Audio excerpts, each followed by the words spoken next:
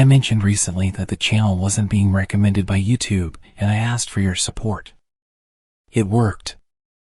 Every single thumbs up on the videos, every comment, and every one of you that continues to support the channel has pushed the channel back on track. Thank you so much. Before we begin, I want to let you know that this video is full of stories all the way to the end.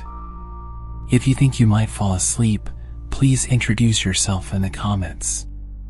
Please also like the video and subscribe if you haven't already. As always, I'd love to know where you're watching from. So let us know in the comments and share what time it is where you are. Thank you once more for joining me. Get comfortable, grab a glass of water, make sure you've locked your door, and turn off the lights. Don't forget to say hello in the comments.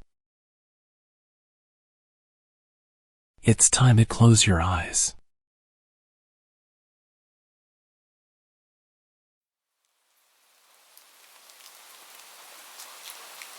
This happened just an hour ago, and I'm still on edge. I need to get this off my chest. I often hang out late with my buddy Mark, especially on weekends when his parents are away.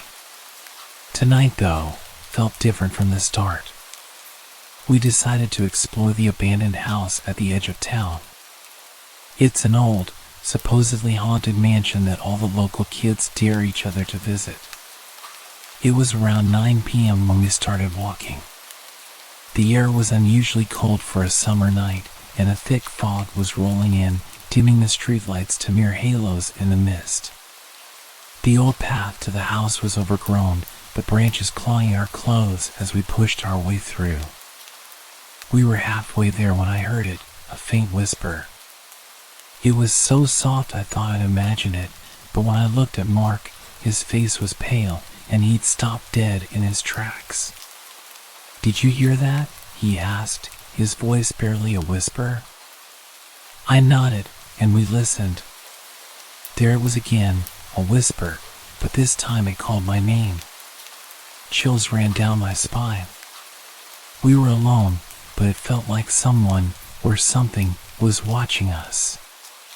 Trying to shake off the fear, we continued, with the mansion now looming ahead, its broken windows like dark eyes watching us.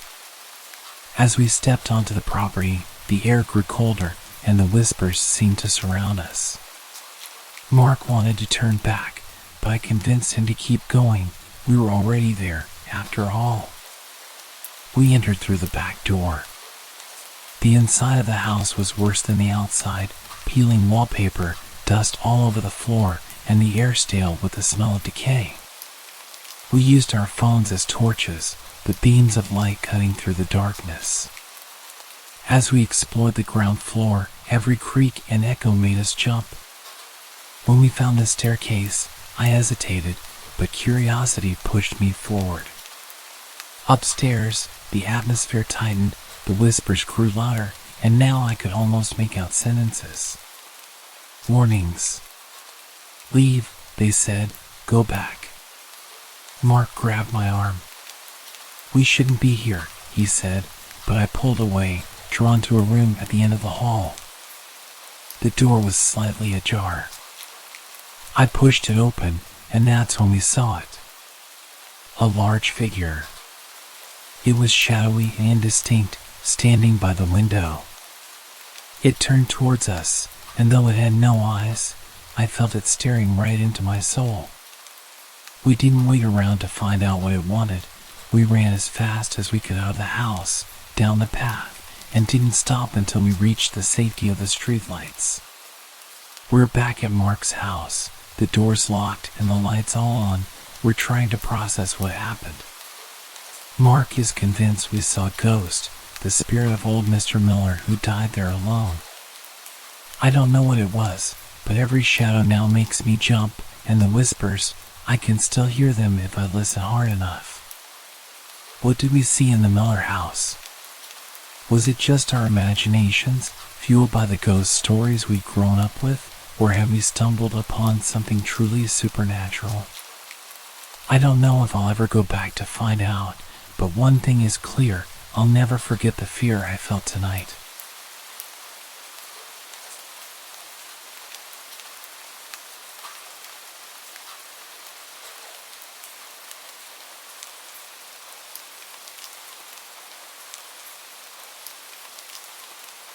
It was around 11 p.m. last night when I realized I was out of a few kitchen staples, milk, eggs, and some bread. So, despite the late hour, I decided to make a quick trip to the supermarket nearby. It's usually pretty empty at that time, which is how I like it. No lines, no waiting, just a quick in and out. When I got to the supermarket, the parking lot was nearly empty, just a few scattered cars that probably belonged to the night staff. Inside, the bright fluorescent lights buzzed overhead, and the usual pop music played softly through the store's speakers. I grabbed a basket and made my way to the dairy section first.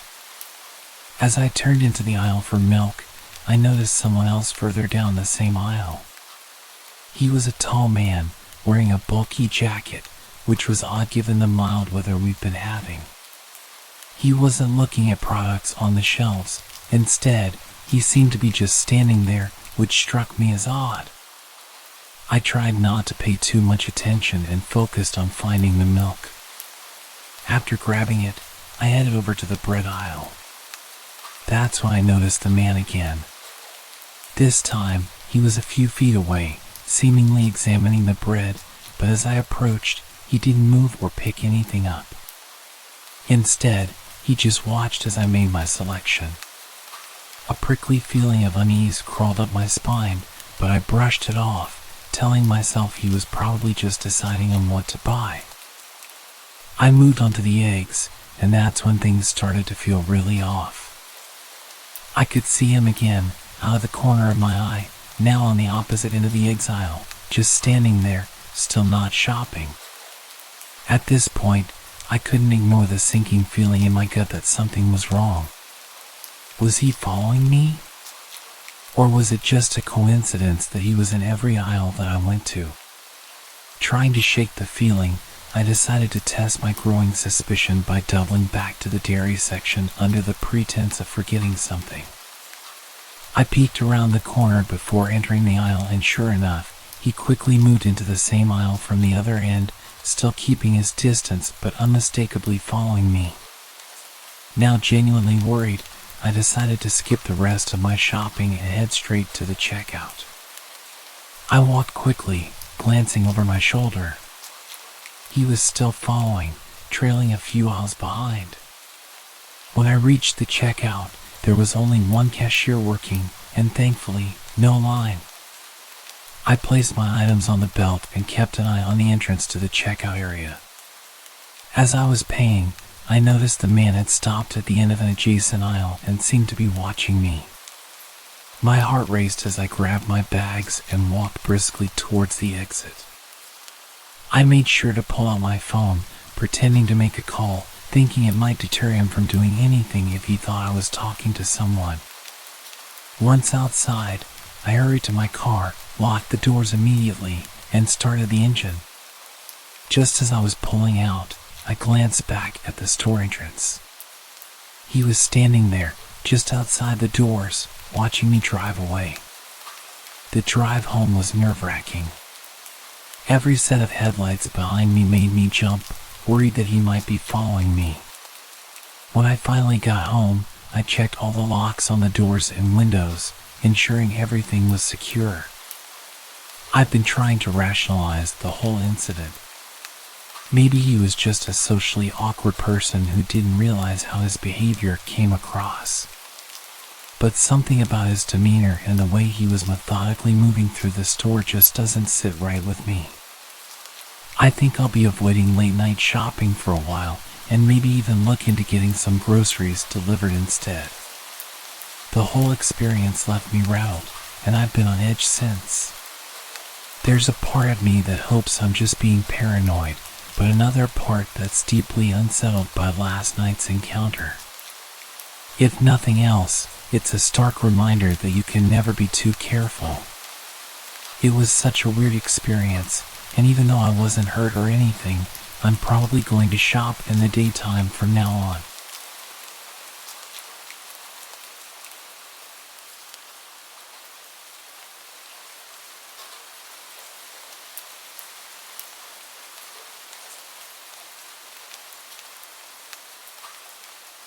My name's Alex, and I'm a 34-year-old software developer living in rural Virginia, commuting daily to a small office about 30 miles from my home.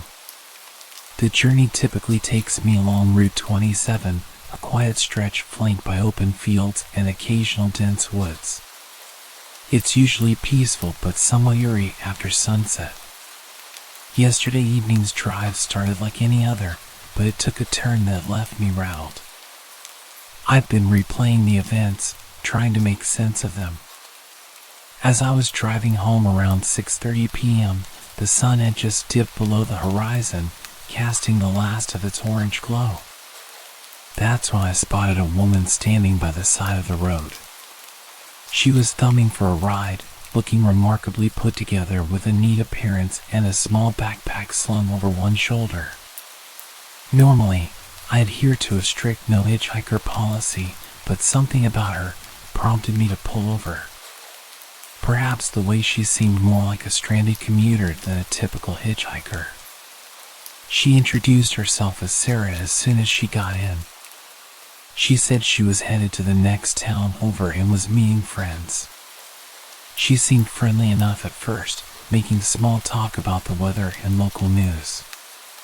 However, I noticed she deftly avoided any personal questions about where she was coming from or her reasons for being out here alone.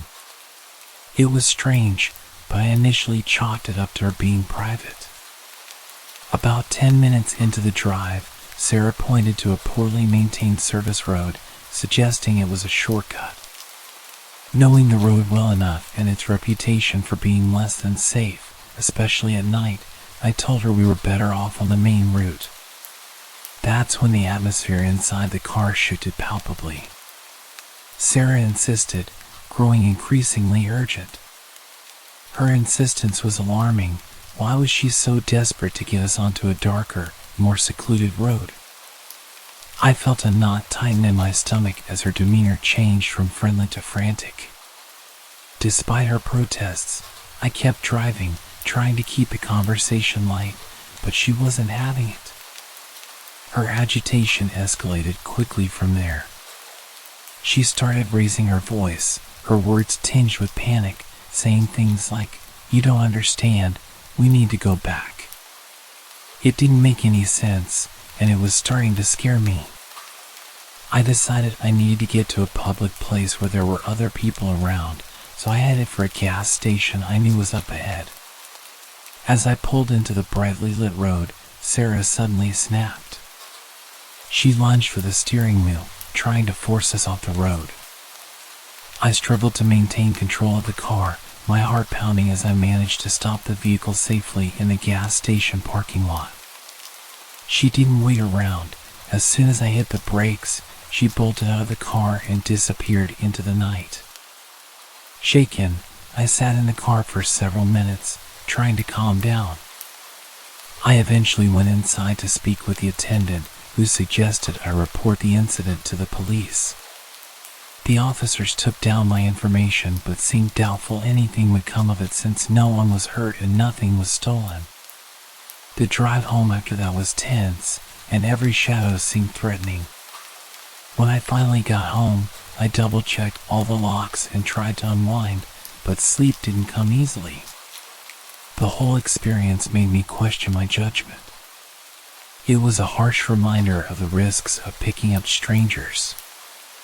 I keep going over it, wondering what could have happened if she had managed to steer us off the road and what her motives might have been.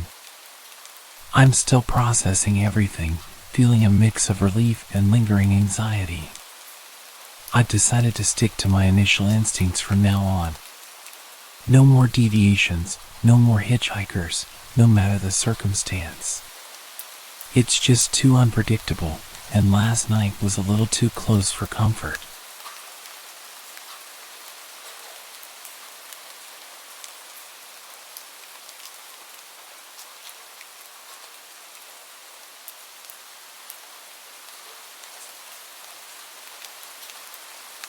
My name is Emily, and I've been dealing with something pretty unsettling for the past few weeks.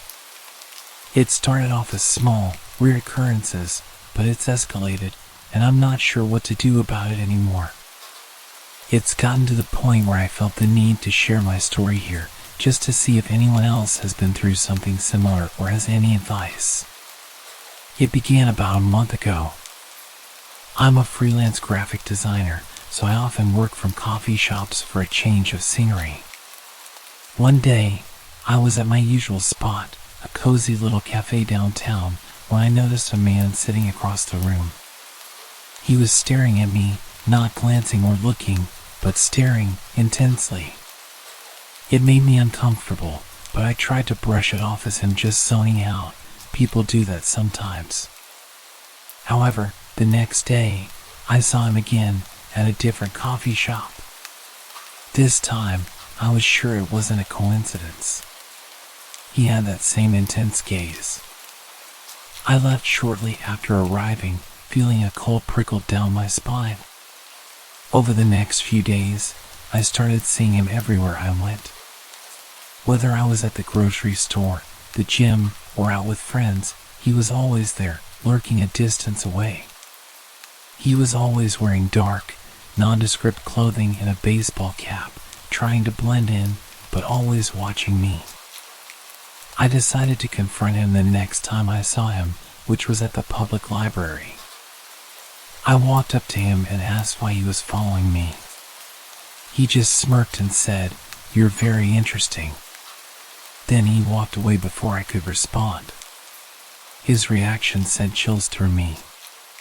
It wasn't just a misunderstanding, he was deliberately following me. I started taking different routes and varying my routine, but he always seemed to find me. One evening, I was walking home from a friend's house and noticed him a block behind me. Panic surged through me, and I quickly ducked into a busy restaurant and called a cab home.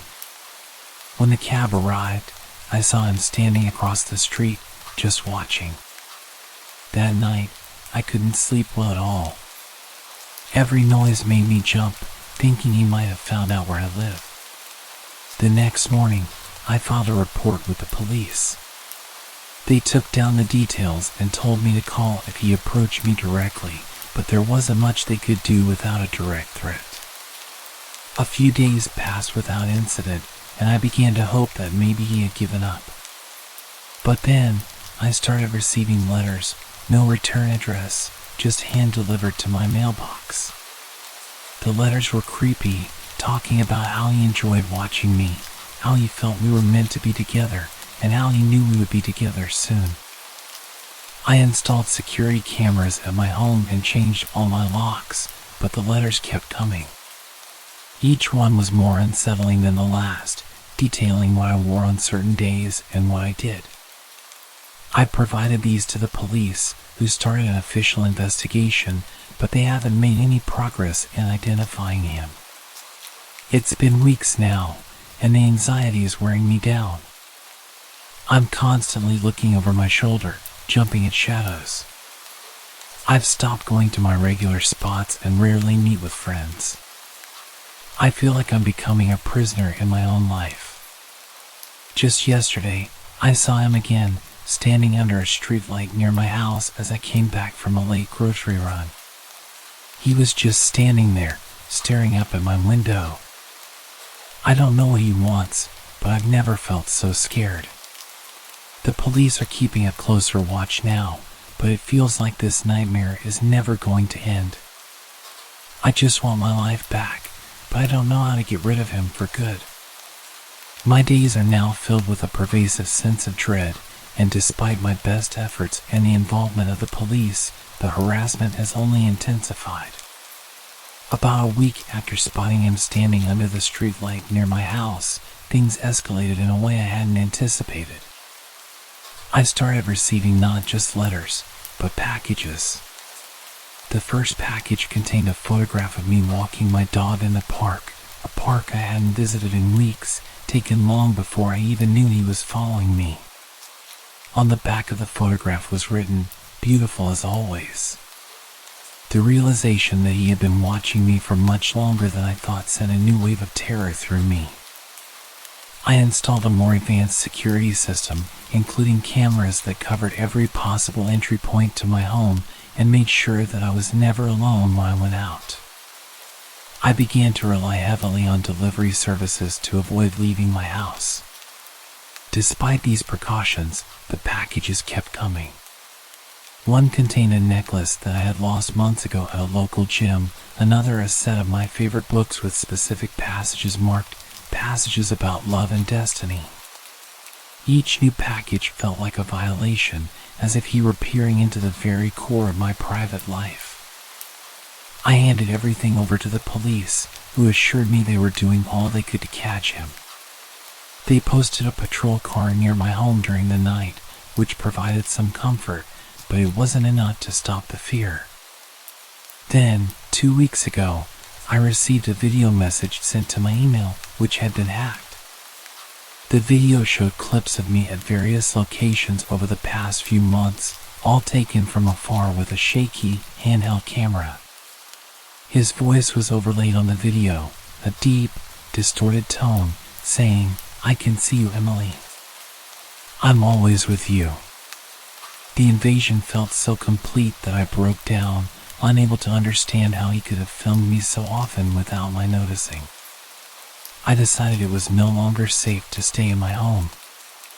I packed up some essentials and moved in with a friend in a nearby city, leaving my place under surveillance by the police. My friend's house is in a gated community with strict security, which made me feel a bit safer, but the change in scenery hasn't helped much with the anxiety. I'm jumpy at every sound, and I keep the curtains drawn at all times. Despite these precautions, yesterday, my friend received a delivery meant for me. Another package, but this time to her address, which I had told no one about. It contained an old t-shirt of mine, one I donated to charity a year ago. There was a note, "You can't hide from me." The realization that he had found me even here, in a place I thought would be safe, was paralyzing. The police are now considering this stalker a serious threat and have escalated their efforts, but so far, they have not been able to identify him. I'm considering hiring a private investigator, as I feel like I'm running out of options. The thought of living like this indefinitely is unbearable, and I am desperate for a resolution.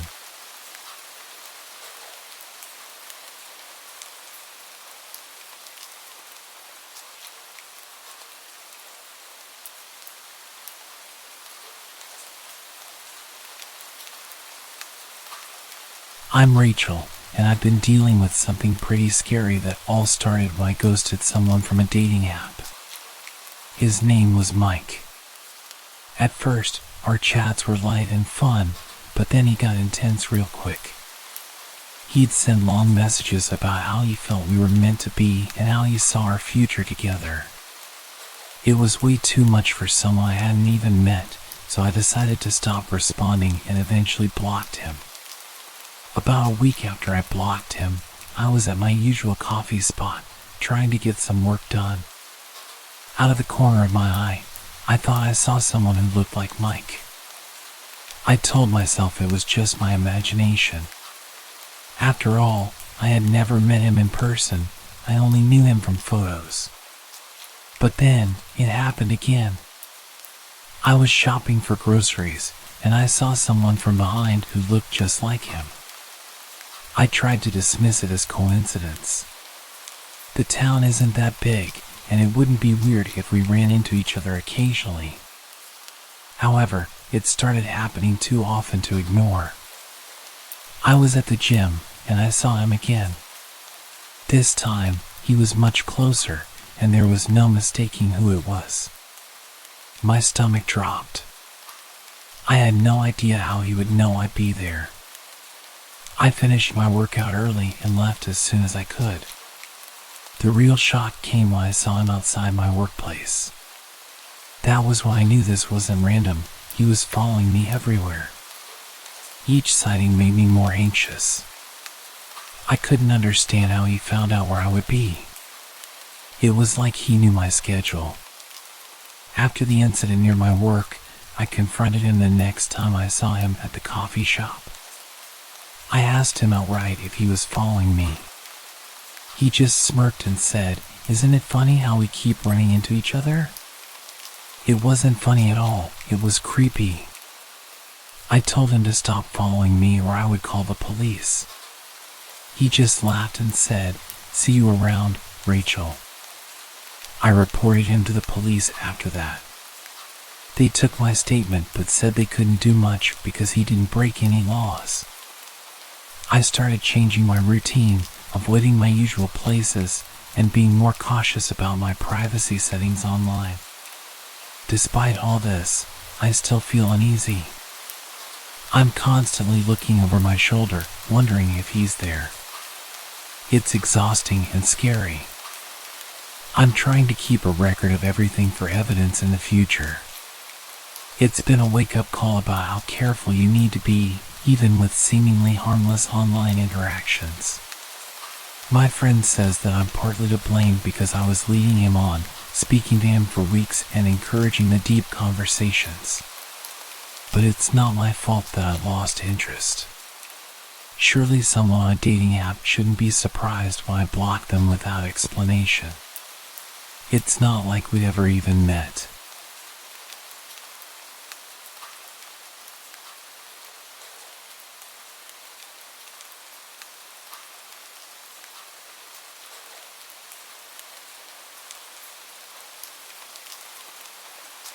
My name is Martin, and I'm a 29-year-old librarian in a quiet suburban town.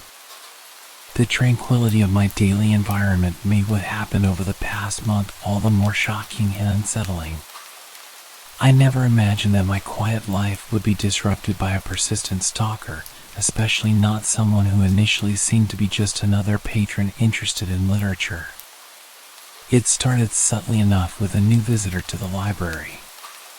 Her name was Eliza, and she introduced herself on a busy Tuesday afternoon, asking for recommendations on contemporary fiction, which was my area of expertise.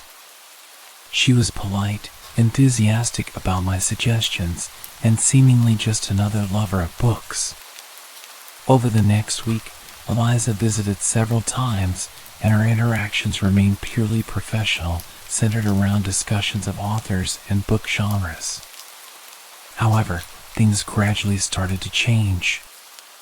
Eliza began showing up at the library every day, timing her visits to when I started my shift. At first, I was flattered by her interest in my recommendations, but it soon became clear that her visits were not just about books. She started bringing me coffee, exactly how I liked it, without me ever having mentioned my preferences. Then, small gifts began appearing on my desk, bookmarks, a scarf, and even a paperback copy of a rare book I'd mentioned once in passing. I tried to set boundaries, explaining that while I appreciated her enthusiasm, the gifts were unnecessary and somewhat inappropriate given our librarian-patron relationship. Eliza seemed to take it well, or so I thought. Her behavior escalated quickly from there. She started waiting for me in the parking lot after my shifts, offering to walk me to my car, which I politely declined. One evening, I noticed her following me as I went to a nearby cafe after work. When I confronted her, she just laughed it off, saying it was a coincidence since she liked the cafe as well. The situation took a darker turn when I started receiving emails from her late at night. The messages were long, detailing how much she thought we had in common and how she felt we were meant to be great friends, if not more. I was firm in my response, asking her to stop emailing me and to maintain a professional distance while at the library. This confrontation led to a brief period of calm, and I hoped that would be the end of it. But it wasn't. One night, I found a letter tucked under the windshield wiper of my car. It was from Eliza, expressing her hurt over my rejections and her conviction that we were destined to be together. This was followed by more letters, each more intense than the last. She began showing up at places I frequented, a local bar, the gym, even a friend's birthday party I mentioned in passing during one of our early conversations at the library. I've since reported the situation to the local police, who are keeping an eye on my workplace and home. I've also installed security cameras at my house. The stress and constant vigilance are taking a toll on me. I'm more cautious, more suspicious, and I feel like I'm losing the peaceful life I once loved. This ongoing situation has shattered my sense of security and privacy. I never expected that my job, providing people with knowledge and resources, could lead to such a personal invasion.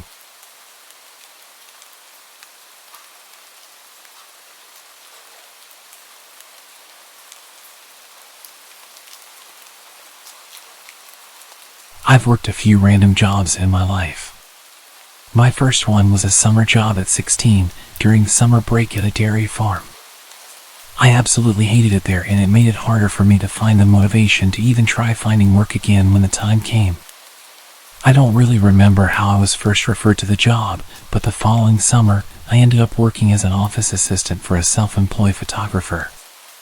My parents knew her because she used to be a member of their church, and my sister attended her 4-H program when she had it. By that time, her health had begun to take a hit, as she claimed it was a mixture of things from chronic Lyme to fibromyalgia. I had also been warned by my parents that she was a little off. She was very religious and claimed to have had real encounters with demons, even participated in some exorcisms. I'm an atheist and a skeptic, so I never took her stories seriously. Aside from the weird things she would tell me, she was mostly harmless, and working for her was not very hard. The job basically required me to do a lot of data entry, as well as help prep her photos with some minor editing. She would also make me add her company watermark before uploading them. They'd end up on a site where her customers could browse them and then pick which ones they wanted to order. She'd primarily photograph horse events, dressage, stadium and cross-country jumping, etc. And for the first several months my job was in her living room, which was basically my office space at the time. Eventually, I was talked into tagging along at shows where she trained me as a photographer, and soon I was shooting at the events along with her. It was boring work, I won't lie. I'm not a horse person. But things didn't get weird until a year later when I learned the hard way it was not her that I needed to worry about. She had 2 sons. One who was out of state, the other who was in the Navy. The latter of the two, a guy called Nathan, I had only heard small things about. He was somewhere on the autism spectrum, but she was never clear on what exactly his diagnosis was. When he finally returned home and I met him for the first time while working in her living room, he seemed like a nice guy. A little odd, but not concerning. He was obsessed with movies, and being a bit of a movie buff myself, whenever he would venture to the living room to strike up a conversation, it would almost always be about whatever movies we were into or were excited to watch. I should point out here that I was 18 and he was in his mid-30s. At some point, he got it in his head that I was interested in him, though he never said anything directly to me. I had to find out about it from my parents. My mom worked as the secretary at the church, and Nathan somehow found out. I can only guess my boss had told him. One afternoon, Nathan showed up at my mom's desk and started gushing about his feelings. He talked about how much fun I was, how he loved talking to me, how he was planning to take me to the movies and take me to his church, and all these other plans he had for me. My mom was beyond uncomfortable, as was the pastor who happened to overhear it. And when I got home that night, she told me what had happened and suggested I make sure not to lead him on. I was completely baffled because I hadn't done anything. We'd never even discussed the possibility of doing anything together. I got even more uncomfortable around him over the next few weeks. I made an effort to acknowledge him less when he was around and keep the conversation short while stressing I had to do work. Eventually, he got his own place and moved out of his parents' house, so I figured the problem had solved itself. A couple years later, I had moved out, my boss's company had closed, and I was working somewhere else. I was friends with both my boss and Nathan on Facebook, and around that time I was finally coming out as an atheist, something I couldn't do while I was still living at home. One night, my old boss messaged me, asking about a ring I had on my finger. It was a black ring with a white solid star in the middle of a black circle. Already knowing where she was going with this, I told her it was just a ring. She started accusing me of wearing a pentagram because she didn't know what a pentacle was and that I was promoting Satan. I tried several times to explain to her that not only was it not that symbol, but that also paganism has nothing to do with the devil anyways, but she refused to listen, so I just ignored her. It was typical behavior of her and not worth the argument. The next morning, I had a message from Nathan telling me I needed to come to his church with him. I told him no, and the messages I received back gradually grew angrier and angrier. He went from asking to demanding I go with him. He told me I was lost and that I would not find the answers I needed by living the life I was. Eventually, he outright said he thought the fact that I was wearing a pentagram was disgusting and that I was opening myself up for possession. Knowing there would be even less of a point in arguing with him than there was with his mother, I went ahead and blocked both of them, deciding I was done with it all. Then he started showing up at my workplace. He would always search through the store until he found me, and then once he did, he would corner me and not stop talking to me no matter how many times I tried to dodge him or tell him I needed to get back to work. Eventually, the managers caught on and started intercepting him whenever he showed up. I wasn't making enough to pay the rent with that job, so I had to take up a second one. Within a week of working my second job, which was in a different town, he started showing up there. This time I told the managers who he was, and after that, every time he showed up, I was allowed to hide in the back room behind a locked door while they sped his order along and got him out. One of those many encounters, while I was hiding in the back, one of the managers was back there with me, inputting employee time punches into the computer when the both of us heard Nathan shout in our direction. "I know you remember me." That was the last straw for them, and they told him his business was no longer welcome there. He stopped showing up at my other job as well for a while. Fast forward to a few years later, I was getting used to not having to look over my shoulder every shift or check the parking lot for his truck. Then one day, he reappeared. He was browsing a section I was walking past when he spotted me and got this deer in the headlights look. I made a beeline to the break room because just seeing him made me scared. After that, he started showing up regularly. I would always find ways to dodge and avoid him, but he would still eventually spot me and know I was still there. I was debating whether or not to tell the managers, because at this point it had been a while since he had done anything, and saying something just because I was nervous didn't feel right. Call me a coward or an idiot, but that was my thought process. What happened next made me regret not speaking up. It was bound to happen eventually, but one night he managed to catch me while I was at the customer service desk. He approached me and said hi, and I immediately started to look for someone to signal over so I could make a break for it. But before I could say a word, he said something that made me feel sick. "How's your little girl doing?" "She's 3, right?" I looked at him, horrified. I had him completely blocked from all of my social media. I had his number blocked. I was living at a new address, and I had not seen or spoken to his mother since she confronted me about my ring. I had not told either of them I was a parent now, or that I was married, and I was not friends with anyone who knew them. "How's your husband doing?" "He's good." "He's a good man," I said, trying to reinforce the idea that I was not available to him and that I had no desire to have anything to do with him. "Really? Where does he work?" At this point, I felt like I was going to pass out. Thankfully, another employee approached, and I got the hell out of there. As I was leaving, he called out behind me. "I'll see you again. We'll talk. We'll go out and do something together." "We will." I reported him to the managers, telling them everything about the encounter, including all the information that he should not have had. They were able to pull up his face on CCTV, and while I have not heard anything, I'm guessing one of them finally managed to approach him because I haven't seen him since. This has been going on for 10 years and I want it to finally be over. If he shows up again, I'm going to the police, but I'm seriously hoping it never comes to that. I just want him to stop. I haven't seen him since the incident with my managers. I think he may have gotten scared off. Turned out one of my coworkers used to work with him too at a different job, and she also made a complaint about him to the managers.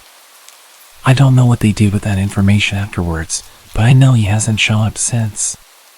It sounds like they plan to call the cops if he sets foot in the store again. With 2 employee complaints of stalker-like behavior, they refuse to ignore that.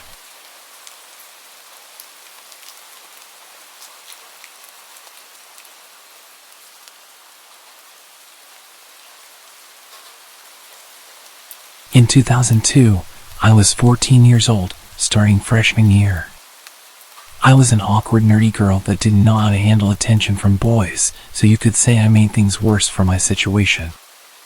I had a knack for making friends with the weird people no one liked, but I tried to be friendly with everyone I met, so it wasn't a big deal to me. Unfortunately, that was also my downfall. Clubs were a big deal, and they actually had an anime club, so of course I was all about that. First club meeting, I sat next to a couple of friends and soaked it all up. I thought I was finally with my people. Then here comes Stalker Kid. I'd use his real name, but to this day I have no clue what it is. He sat in front of me, and being that person, I said hi. I could tell he was uncomfortable and didn't know anyone, so I was just being nice. And boy, did this guy cling to me for that one word. At first, he would just find me during lunch and just stand there mumbling things to me. He had such a soft voice, high-pitched, mousy little guy, that you just felt unnerved when he spoke to you. The way he would look at you as he spoke, I could never look him in the eyes. After a while, it became more asking about my personal life and what I was into. Me being dumb and naive, I tried to be friendly and chat while feeling incredibly uncomfortable.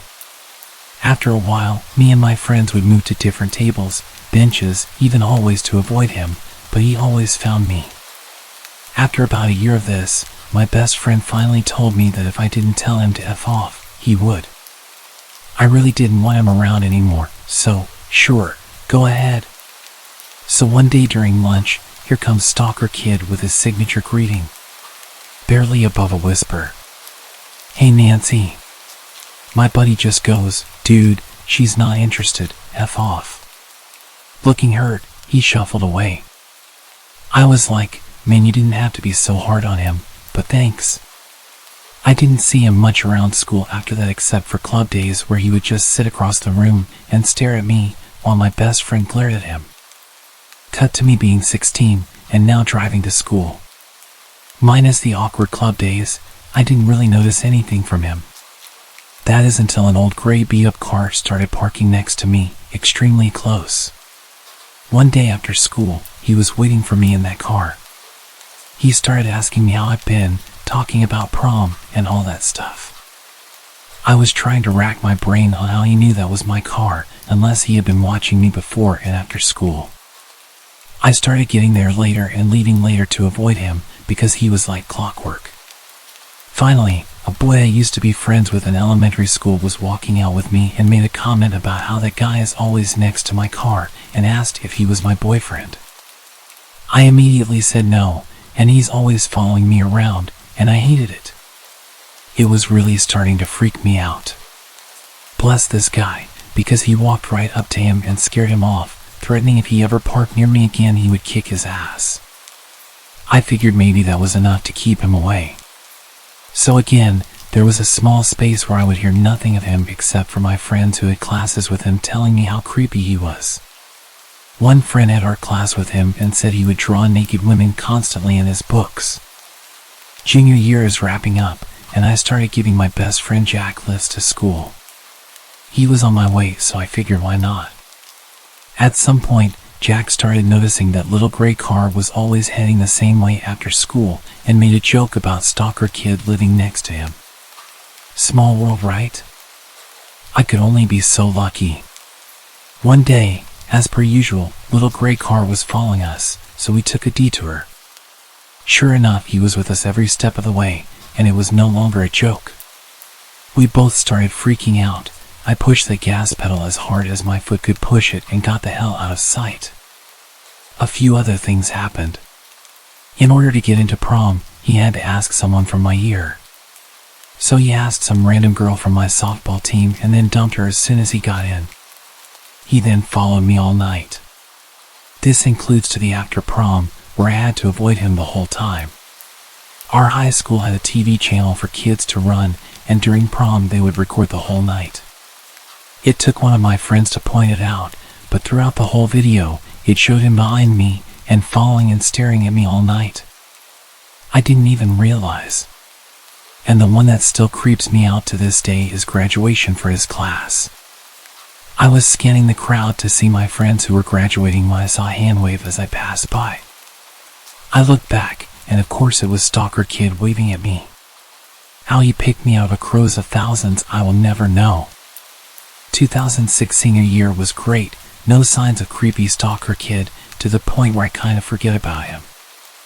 I graduate, I choose a college in town, get a job at a local retail store and move on. Life was beginning to be normal. I work the gaming department, so you get the weird guys once in a while. One that I saw a lot was this little Mexican guy with glasses who never purchased anything but would just walk around from time to time. Then, Stalker Kid comes strolling in the doors and walks into gaming and just talks. I ask how he knew I worked here. He says his friend saw me and knew we were friends. I tried to radio for help for someone to come and get him out. Finally, a big guy from computers walks by and asks for my help in the back. Once he pulls me to safety, I tell him everything. From that point, security is aware and is told to watch for this guy. Of course, he wasn't doing anything physical, so all they could do for me is watch out for him. So every time he came in, they would tell me and I would dip back to the warehouse. I started seeing his friend, who he called Ninja, constantly, and all he ever did was walked around on his phone. I began to suspect he was texting Stalker Kid to tell him I was at work, because sure enough, 10 minutes later, he would come in. So I tested this theory and started walking randomly around the store. At one point, a friend who worked register asked why I would do this, so I had her take a walk with me on her break. I told her this ninja guy would follow us everywhere, even just going down a random aisle. Sure enough, he did, and she began freaking out. A few minutes later, I told her my stalker would walk through those doors. So I'm making my way to the warehouse, and out steps Ninja Guy from an aisle and he shouts, "She's right here." I just stared at him, like, what the hell do you think you're doing? Stalker Kid walks up behind me and asks why I'm always running away from him, and says that he lost my number and asks if I can give it to him again. I say sure, knowing damn well that I never gave it to him. I go to the warehouse to get a pen and paper. I wrote down, "This is where I work, don't ever come here again," and handed it to him. I told him and his friend to leave and called for security, who walked him out. Security tells me later that he also cried while they took him out. Later that day, as I'm leaving work, security offers to walk me to my car. I say sure. Stalker Kid is out by my car waiting for me, so this is where security says he's not having it, and calls the police, which we are conveniently next to their headquarters. He books it when he sees the car. Few years go by, nothing comes up. I buy a fancy new car, and don't see him much. I'm thinking that did the trick, and I'm finally free. 2012, my buddies and I are leaving work, ready to hit the night at the bar, per usual. We are all walking out the door, where we all have to stand and wait to hear the alarm sound to verify it's armed. As we are walking out, I hear it. That awful sound. "Hey Nancy." I cringe, grab my friend's arm and turn. There he is leaning on his car, waiting. My friend recognizes him and asks what he wants. Guy says he just wants to talk to me. He said he didn't ever see my car, so he didn't think I worked here anymore. His other friend is sitting in the back seat of his car just staring at me blankly. I start to think the worst. If my friends leave me here, something tells me I'm not coming into work the next day. Or ever. I'm terrified that he's had years of time to think about our last encounter where I wrote my number down and made him cry. I grab my friend's arm tighter. My friend kicks off, pretends to be my boyfriend, and rips into him. My friend is about 2 feet taller and much bigger.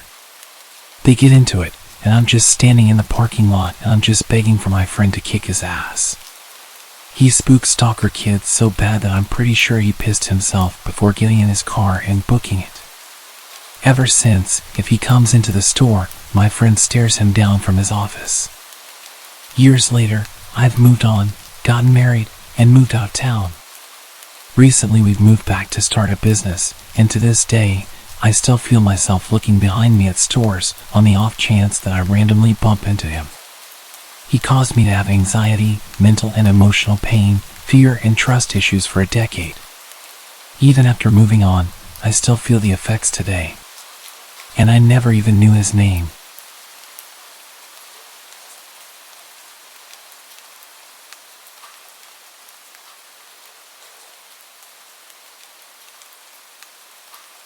I'll begin by giving a little background. At the time this happened, I was a 16-year-old girl working at a chain coffee place while in high school. I am 19 now, and in college, 7 hours away from this place. This happened at a time in my life in which I was super shy and had a tough time standing up for myself. In retrospect, I could have handled it a lot better. I used to work closing shifts with my best friend after school. It'd be from like 3 to 10 p.m. We worked at a relatively dead store, so we spent most of our time playing music and talking. We did our duties like taking the trash out and restocking, etc., although both of us always dreaded taking the trash out, as we had to go out back. The dumpsters were behind the store, in a dimly lit area, next to a sketchy liquor store. One night a man came in pretty late. It wasn't unusual to have customers come near closing, it was just uncommon to see anyone we didn't already know. Our store was mostly just regulars. He was lanky, and probably around 30. I mostly just remember his eyes. They were piercing, the type that never break a stare. I remember initially thinking he was attractive. Yikes. The way he spoke was short and concise, just ordering a small hot latte. I made his order and that was it. I told my friend about how I thought he was attractive, and we then started referring to him as the small hot latte guy. We always call people by their drink orders. He came a bunch of times after that. Each time staying a little longer and longer, talking a little more and more. One day he came with a woman, presumably his girlfriend. I remember I felt a little weird, like she was staring at me, or like they had spoken about me beforehand. She glanced over at him and said, "Wow, she is pretty." I didn't think much of it, said thank you, served them, and I thought that would be the end of it. He then began showing up and talking to me a lot without her. He started off as being friendly. I honestly don't even know what we'd talk about. Then he got kind of flirty. Initially I was just flattered, but being underage and immature, I didn't even think about the fact that it was kind of alarming. He began to stay for a while. Sometimes he would bring a laptop or a notebook. I could feel him staring at me and listening to our conversations. But at that point I wasn't getting creepy vibes from him, as my coworker and I had dealt with our fair share of creeps. He began by just giving little snacks or drinks. I would accept, but would never eat or drink them. It wasn't that I necessarily thought he had ill intentions, I just had a hard time accepting gifts. I remember one night he brought me a book about one of his favorite artists. I reluctantly took it but had tried to decline before. I remember telling him about one of my favorite musicians and sent him a link to a performance I really liked. He started being kind of sexual while still talking about the song. He then began talking super suggestively, and I would laugh it off and decline when he asked to send pictures. I began talking less and less and told my friend about the situation. She agreed that it was getting creepy and said I should maybe change my schedule. I told her I'd be fine, I'm stubborn. He'd still come every week at closing time, and he'd even stay in his car till we closed. Meaning he'd watch me go to the back to take the trash out. It was time to take out the trash and lock up, so we got ourselves together. I was opening the door while juggling like 3 bags of trash and saw something on the ground. I was confused at first, but then realized what I saw. It was flowers and a note. I felt sick to my stomach and looked around the parking lot. I didn't see his car. I threw them away immediately and told my friend I didn't want to read the note. She read it and told me I had to. It was something to the effect of, "I've never felt so connected to someone.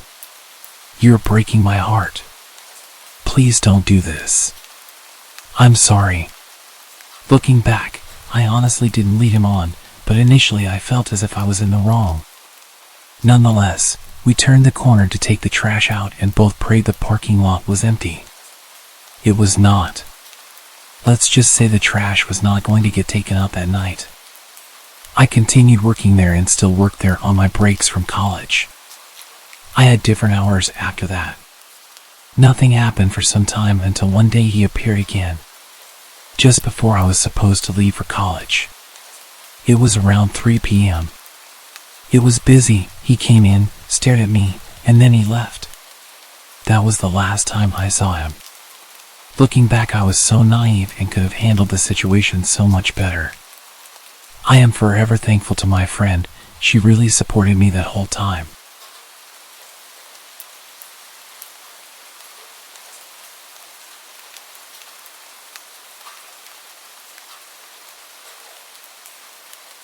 A year ago, I used to post my entire life to Snapchat. It was my go-to app for sharing bits of my life with friends and family. But then something happened that made me reconsider my online presence. One day, out of the blue, I received a friend request from an unfamiliar username. I didn't think much of it at the time and accepted the request without a second thought. It was just another random person, or so I assumed. Months passed, and I forgot about that peculiar friend request. My life went on, and I continued sharing snippets of my daily activities on Snapchat. Little did I know that someone was watching, very closely. It started innocently enough, with an unexpected snap. I opened it, thinking it was probably a friend sharing a funny meme or a cute pet photo. But as the image loaded, my heart almost stopped. It was an eerie, edited version of an old Snapchat story I had posted months ago. Floating love hearts surrounded the image, and the caption read, "Can't wait to see you." The chill running down my spine was hard to ignore. How did someone get access to my old stories? Who was behind this? Days turned into weeks, and more edited snaps kept arriving. Each one featured pictures taken from my past stories. The captions became increasingly unsettling, referring to my personal life. "How was your McDonald's on Friday?" And another said, "I loved that movie you watched last night." The sense of being watched was inescapable. I felt exposed and vulnerable, as though a stranger had invaded my privacy. It wasn't long before I decided to check Snap Maps, the feature that lets you see the real-time locations of your friends. My heart raced as I zoomed in on the map. There it was, a bit too close for comfort, the location of this creep. He was nearby, and the thought sent shivers down my spine. I couldn't shake the feeling that this was no ordinary prank or trolling. It felt personal, like someone was playing mind games with me. Fear gripped me as I realized the mysterious friend was getting closer to my location. I knew I had to act fast. I began taking screenshots of the disturbing snaps for evidence. Then, I contacted the local authorities and reported the unsettling situation. The investigation that followed uncovered the identity of the creep. To my shock, it turned out to be someone I met at a party months ago. I'd been warned about how creepy and weird he was. He would just invite himself to parties and nobody wanted to be rude and kick him out, so we just tolerated him. To be fair, I had no issue with him and spoke with him a little bit throughout the night, but didn't see much of him. I guess being nice to the social outcast when everyone else kept him at arm's length was enough for him to become obsessed with me. They didn't end up charging him with anything, but they told him to leave me alone and explained to me that I could get a restraining order, but I didn't see the point.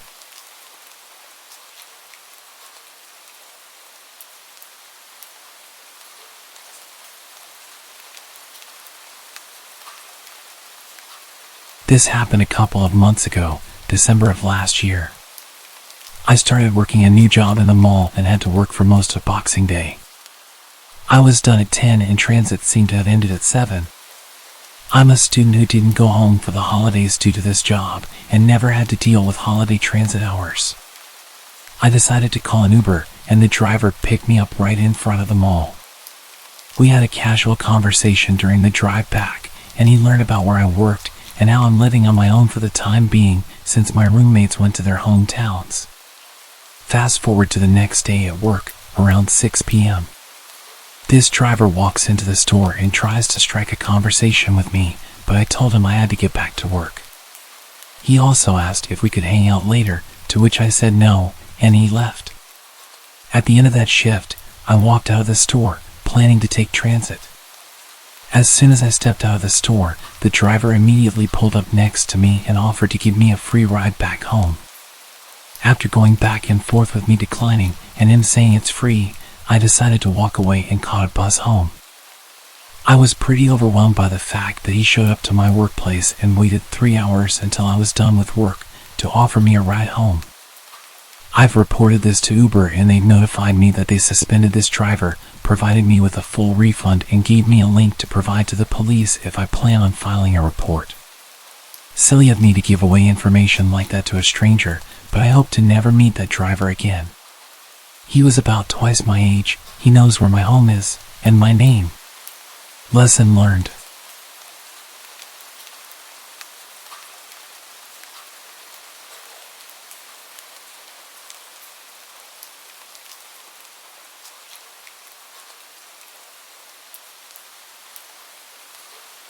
This happened about 20 years ago, and I don't think I will ever forget it. Back in those days, I was an apprentice hairdresser for one of the top 5 ranked stylists in Japan. Training in that profession at that level was very strict, and beauty standards were a bit different. You probably don't need me telling you that, but it's probably worth keeping in mind. Back to training, it was long, and the time off between sessions was pretty much non-existent. We were expected to be at training even during national holidays. I'm not sure if that was strictly by the books, but as impressionable young stylists, we couldn't be seen refusing training. I think I had about 3 or 4 days off for summer. I took them all at once, and a lot of my friends and coworkers used that time to head back to their hometowns and see families. Since I lived really close to where I was studying, I didn't want to use my time off just hanging around at home. I could do that any time. So, I accepted an offer from one of my seniors to visit his hometown. It was really late by the time I finished work, and we managed to get to my senior's hometown at around 2 a.m. The satellite navigation system told me that we were about 15 minutes away from arrival. The roads were dark and empty. We were the only ones on the road that late. He lived in the middle of nowhere, so that could have been a reason. I remember seeing empty fields on either side of the road. I kind of regretted coming already. I mean, what the hell were we going to do here? He should have probably mentioned that he lived in the rural countryside.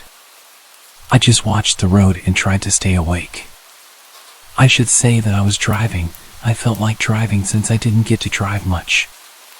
I might have changed my mind if I had known it was going to be that far to get to his family home. Then suddenly, something appeared out of the darkness in front of the car.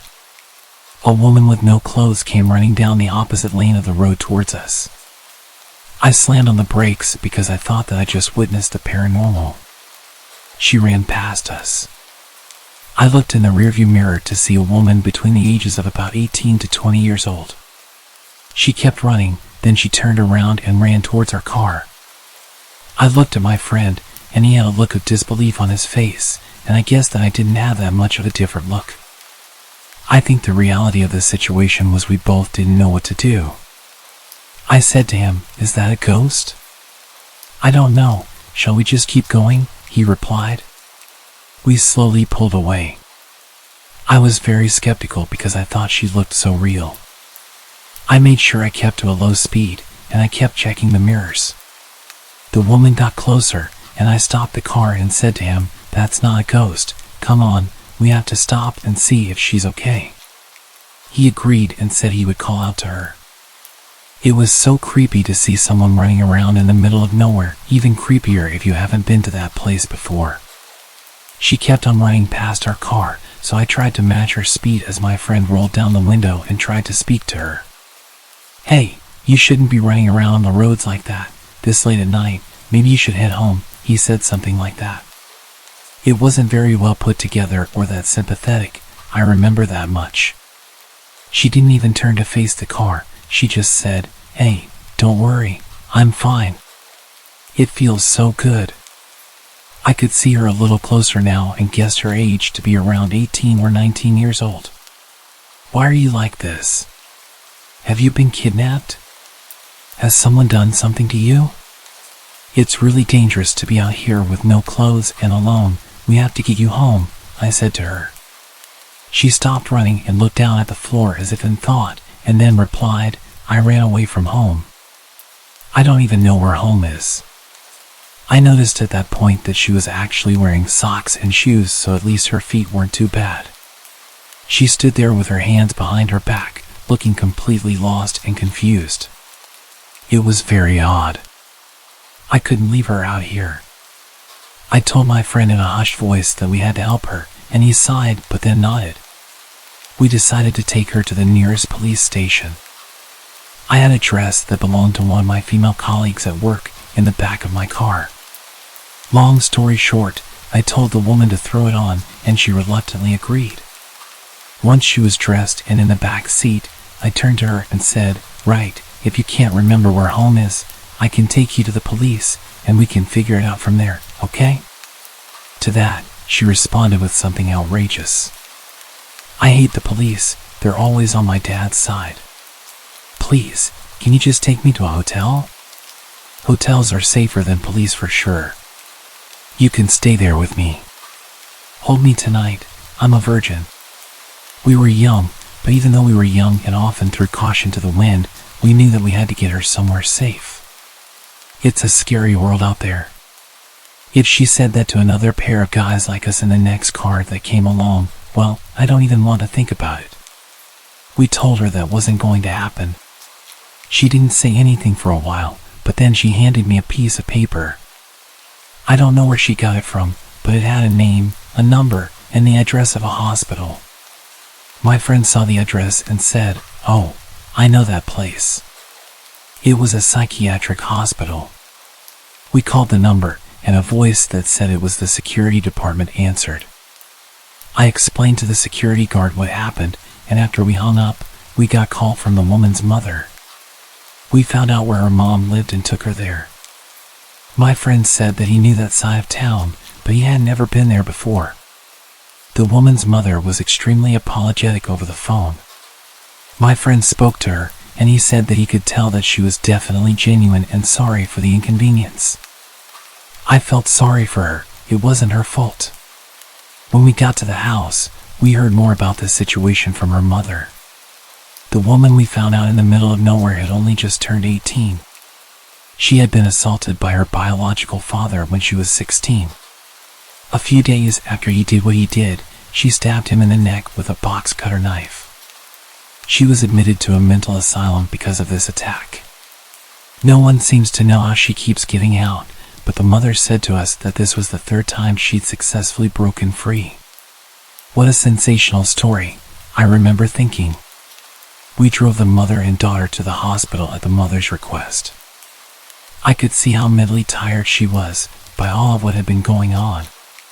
She was so polite and grateful, she really impressed me. I mean, with all that happened, she seemed to be incredibly in control of her own emotions. The girl didn't seem to say much, she seemed to like the dress we gave her.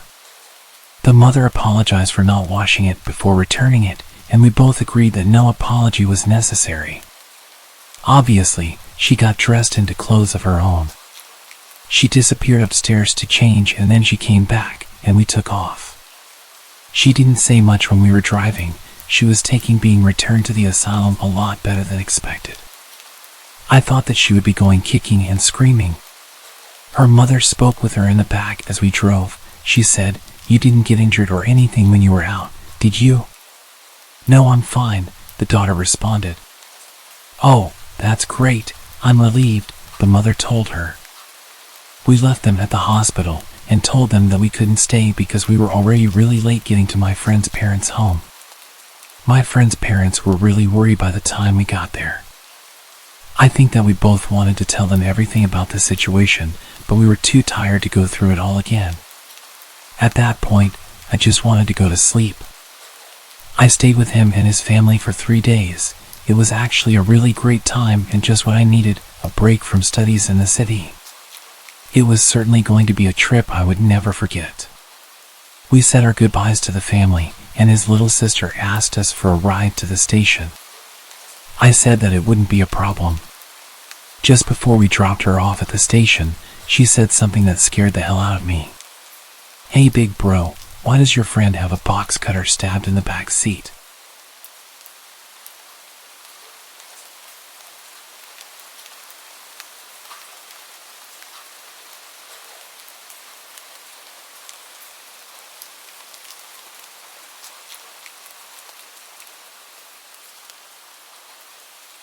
So, a quick backstory. I used to live in a very small town, predominantly safe for kids, with only some drug issues. My house was located in a small upscale part of the town. Most people who lived there were families. A small pond with lots of greenery in the neighborhood was about a 5-minute walk from my house. To get to the pond, you had to go down a grass hill. Neighborhood kids, including myself, would always go down to the pond for hours to catch frogs, skip rocks, and enjoy nature. Now, onto the story. On this particular day, it was raining and pretty cold, so there were no other kids at the pond. My best friend, her brother, who was 1 year older than us, and myself, decided to head down to the pond for a bit. After about half an hour, we saw a minivan pull up at the top of the hill. We thought nothing of it, assuming it was probably someone stopping at the neighborhood mailbox. A man, probably in his 60s, got out. In our small town, everyone knew everyone, or at least recognized each other. I found it strange that I had never seen this man before in town or the neighborhood. He just stared at the three of us for what seemed like forever. Suddenly, he yelled at us, saying, "It's not safe down there, you kids better come up here." My best friend and her brother looked terrified, and I had this gut feeling that something wasn't right. We didn't respond, but he kept repeating that phrase. "It's not safe down there. You kids better come up here." Our fight or flight reaction kicked in, and we all sprinted up the other side of the hill, just a few meters away from him and the minivan. As soon as he saw us running, he got into his minivan and started driving slowly behind us, literally following us until we reached my house. Fortunately, my garage door was open and my parents' cars were parked inside. We hid behind one of my parents' cars and watched as he pulled to the side of my house and parked. My parents were inside, unaware of what was happening. He stayed parked in front of my house for a couple of minutes until my dad came outside to take out the trash and saw the three of us hiding. I guess the man saw my dad and drove away, but as soon as he left, we told my parents everything. Even now, 12 years later, my parents still think we were being overdramatic and that the man was genuinely concerned for our safety because of the weather. Nonetheless, we weren't allowed to go back to the pond anymore. I understand why they think this. The three of us tended to exaggerate things and be dramatic.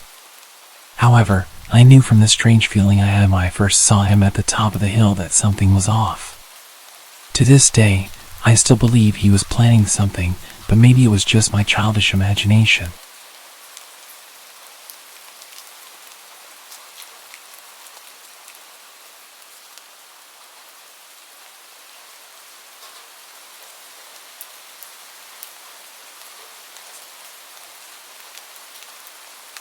I used to work in a hole-in-the-wall gas station in the sticks of North Carolina.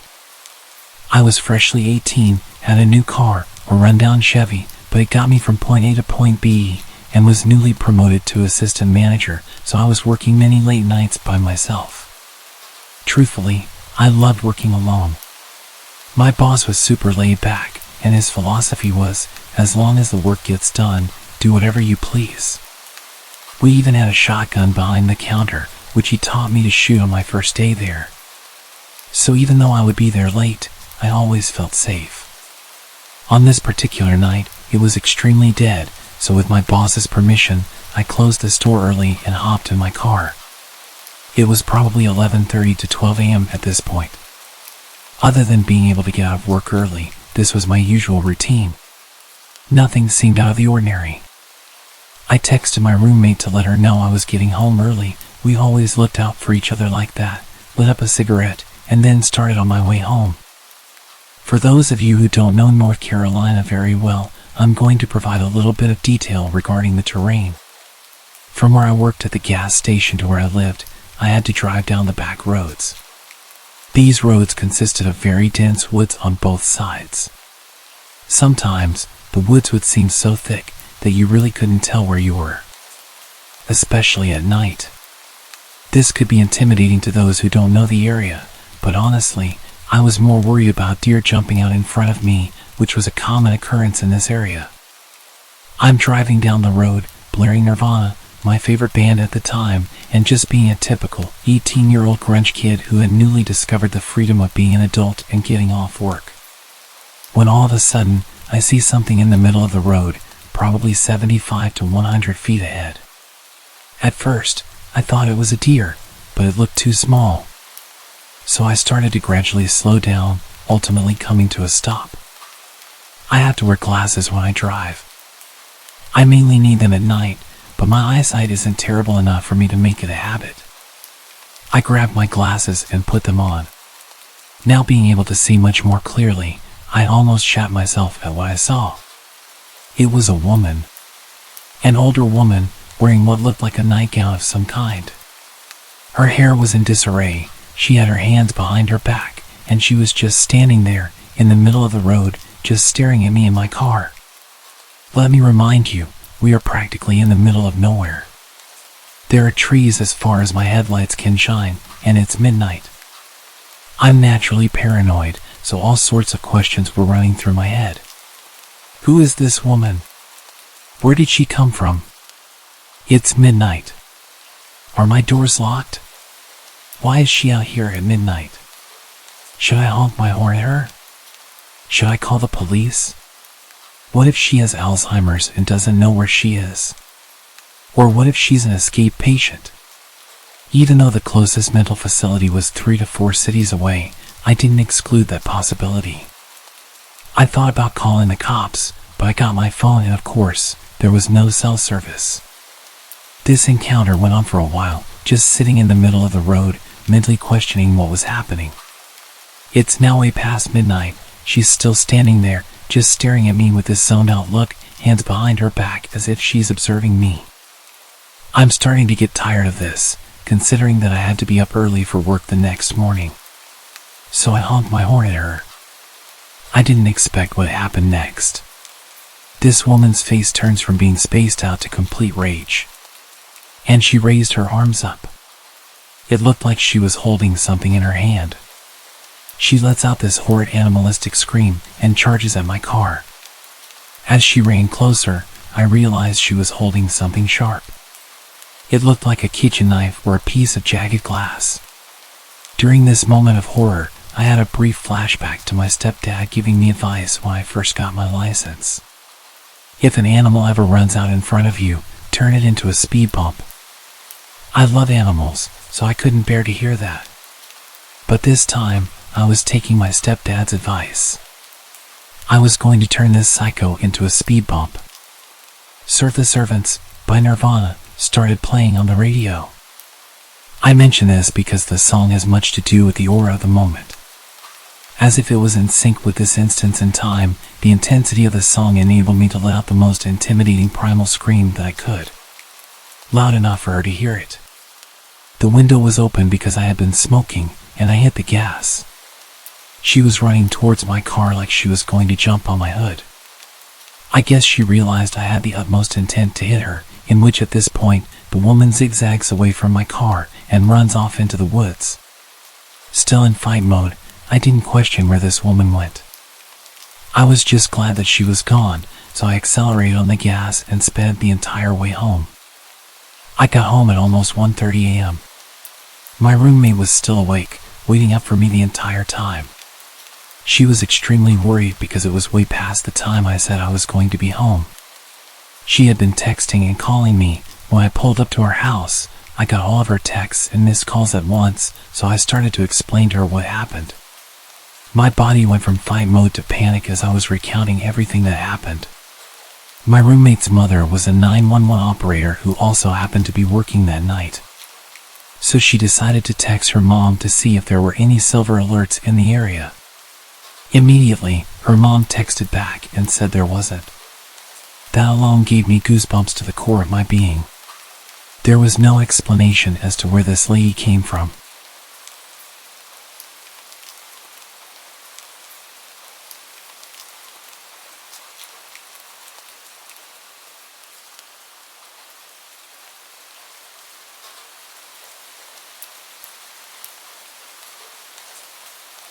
I used to work in a residential care facility, and for a number of years, I worked with a woman named Kajiri.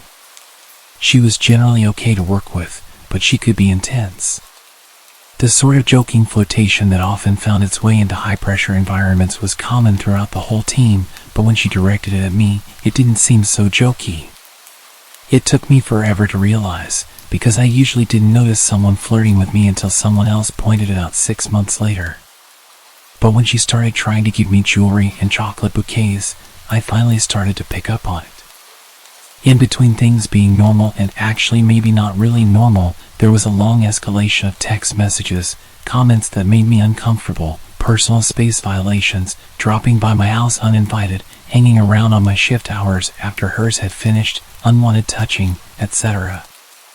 As mentioned, I can be slow to catch on. Once I realized what was happening, I put as much distance between us as possible. I stopped answering calls and texts, locked down social media, spoke to other colleagues and had them running interference. A lot of interference, actually. At the time, it kind of became a joke, but looking back, it was all kinds of messed up. She even parked outside my house sometimes, and I'd sit in the back room with the light off so she'd think I wasn't home. After a couple of months of my disappearing woman act, she seemed to get the hint and backed right off. I was pleased. We all got on with our lives and lived happily ever after. Yeah, not quite. A few months after it died down, I heard through the grapevine that Kajiri seemed to have focused her attentions on another coworker, Linda. Linda and I had a close mutual friend, but didn't know each other well. I didn't think much other than good luck, you poor sucker. A few months later again, and I got a call out of the blue from a mutual friend. Without preamble, he asked, "Were you dating Kajiri?" No, I don't swing that way. I was shocked. He had been privy to all the awkward details of my experience with Kajiri and had helped run interference. He explained that he had been talking to Linda, and she'd asked about my relationship with Kajiri. The story that followed still sounds too fantastical to have actually happened in an actual sensible grown-up workplace. Kajiri had been catfishing her own best friend Amanda, posing as Linda. In a string of emails, fake Linda and Amanda had discussed Kajiri's drug problem, her abusive and dangerous ex, none other than yours truly. There was a story about fake Linda coming out to her family after her brother caught her in bed with Kajiri, and more. The jig was up when Linda got a second job, coincidentally with Amanda's husband, who mentioned how great it was to finally meet Kajiri's girlfriend. Which was a complete shock to Linda when she learned about herself, that she was no longer a straight woman and had a girlfriend. So essentially, Kajiri moved on from me, found a new target, started emailing Amanda from a fake account, pretending to be Linda.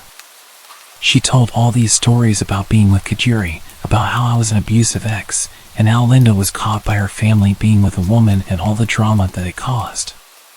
She made up a bunch of insane stories to justify her creepy obsessive fantasies and was telling them to Amanda and other people from a fake email to make it sound like the stories were from the fake girlfriend and Kajiri couldn't be accused of making it up. Here's some highlights of the stories Kajiri had been telling to Linda, her friends, and other coworkers I wasn't close to. She picked her audience very carefully. That Linda and I had physically fought, at work, over Kajiri. that I had an orgy in the staff office on a night shift with Kajiri and 2 male coworkers. That Kajiri and I had broken up after I cheated on her with another male coworker, not one of the orgy ones. I was really getting around apparently. That I would drug her against her will. That we had planned to have children using a sperm donor, but that I couldn't decide who would have the baby. This woman had been living out a full-on soap opera and using her coworkers and friends as characters. Linda and I reported her to management, and she was immediately suspended, pending investigation. She quit 2 days later. Unfortunately, HR decided they needed to continue their investigation of the allegation that I had an orgy at work, because that was totally plausible and not at all made up by a crazy woman. They put me through hell investigating this imaginary story about me and 2 men and another woman, even though the only men in our department are twice my age and happily married. It made me never want to trust HR again. I left that job a month later myself, and when I interviewed for my current job, she had interviewed half an hour before me, and they were looking to hire 2 people. She didn't get the job, but there have been 2 other openings since, and she applied for both of them. I'm terrified of meeting her again. It turned out she has a history of inpatient psych treatment for delusional behavior and was known to be obsessive about people she took a liking to. According to Facebook, her current girlfriend has a similar first name as me and shares more than a few physical similarities. She still knows where I live. So I'm pretty sure that the current situation is that she's still telling people that I'm her girlfriend, all while she's desperately applying for any job she can get at my new workplace.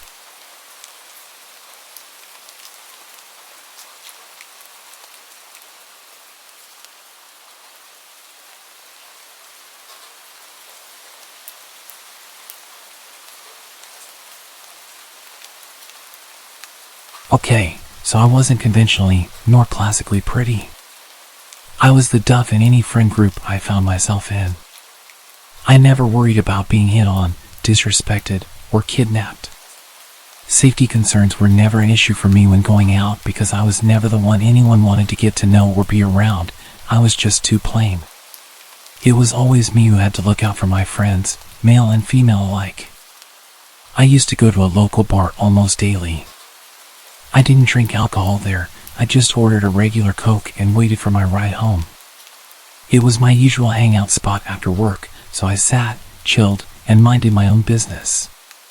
A few weeks ago, I had just finished work and was sitting at my regular spot, sipping my drink while working on a new pendant I was making. I had started wire wrapping crystals into jewelry. I didn't expect anyone to strike up a conversation with me, knowing I basically blended into the walls, despite the staff knowing me and paying me slight attention and being nice to me. But this weird guy I'd never seen before came over and sat at my table across from me. I was surprised and engaged in a small conversation that I can't even remember how I started, but he began asking me a few questions about myself that seemed normal and flowed together, so I didn't think much of it. Again, being plain, I didn't think anyone would take interest in me. By then, I had drunk 3 glasses of soda and needed to use the restroom, so I grabbed my phone and purse and went. When I returned a few minutes later, I resumed working since none of my stuff had been touched. I called a waitress over, asked for a new drink, and she nodded. It had always been engraved in me that you never leave your drink unattended. If you do, either have it remade or leave it to the bartender. As the waitress was reaching for my old drink, which only had a few sips taken out of it, the guy got a bit agitated, saying I was being wasteful for ordering a new drink. I looked at him, eyebrows raised in confusion, and asked why it was his concern. It was my money after all, and refills were free. He then accused me of making more work for the waitress for no reason. Annoyed, I told him firmly that it was my business and if he didn't like it, he could leave. He attempted to wave off the waitress changing my drink, but I had enough of his nonsense and flatly said, "You drink it, if you think it's such a waste." It seemed to catch him off guard. He looked shocked, then a bit angry, before storming off. I then handed the drink to the waitress, expressing unease about the guy I was talking to, and asked her to inform the bartender to keep an eye on him. I requested to have my drink dumped out and only water served from then on. I left for home after being picked up shortly after, and the next day after work, I found out he had been arrested for assault. I only found out today what exactly had happened. Apparently, he had gotten into a fight with the bartender working that night. The bartender caught him tampering with a girl's drink while she wasn't looking and prevented her from drinking it. The guy got angry, leading to a physical altercation. The cops were called, and now he's awaiting trial. It turns out he was trying to see if he could take advantage of someone like me, someone who always let her guard down due to low confidence. He thought I'd be an easy target with just a little attention. When I didn't consume my drink upon returning, he targeted another girl. If he truly was targeting me, I have to question his sanity and sobriety.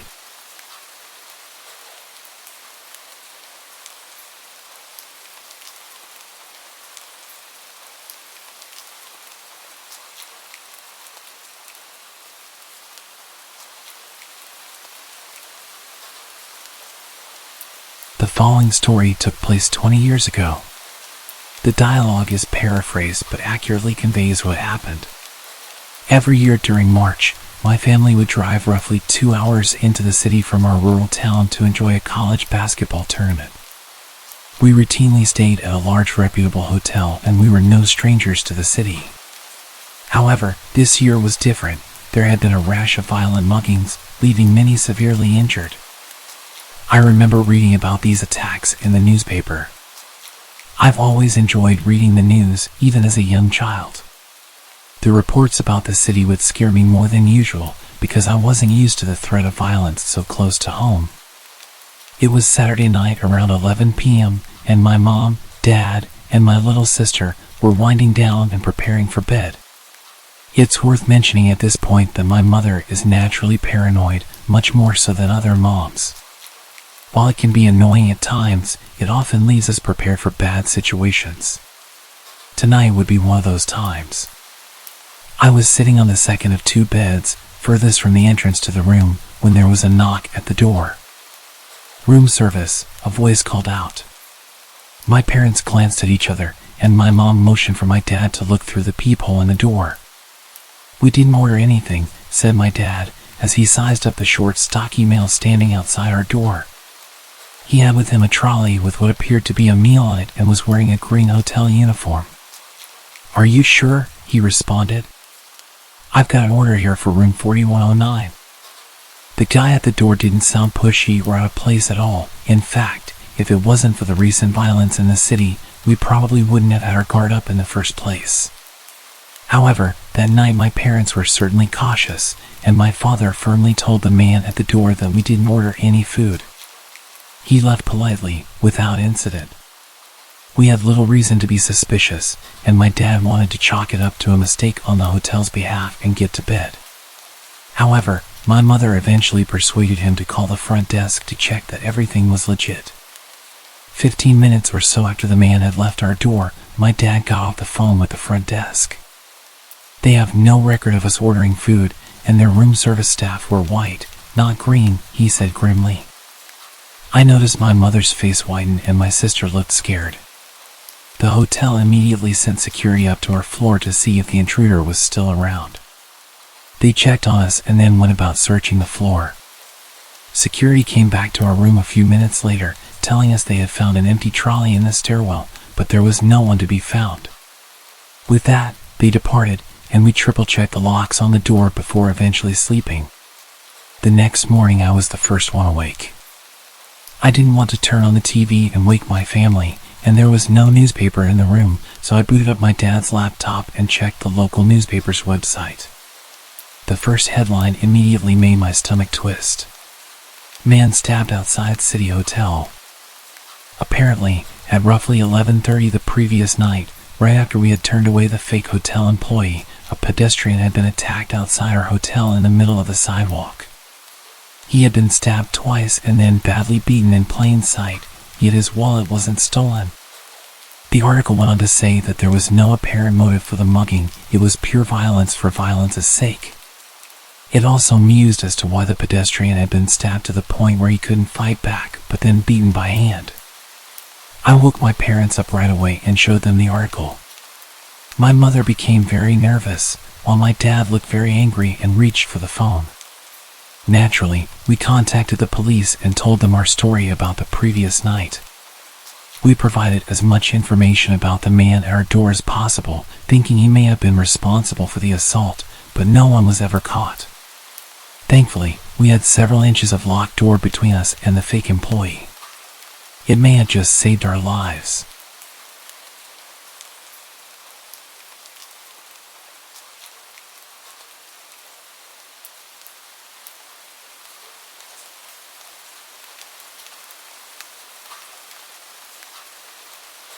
This happened to me during the summer of 2017. I was a 19-year-old girl at the time. I will be vague regarding details, country, origins of people, names of places, to avoid being recognized or causing a bad reputation to any community.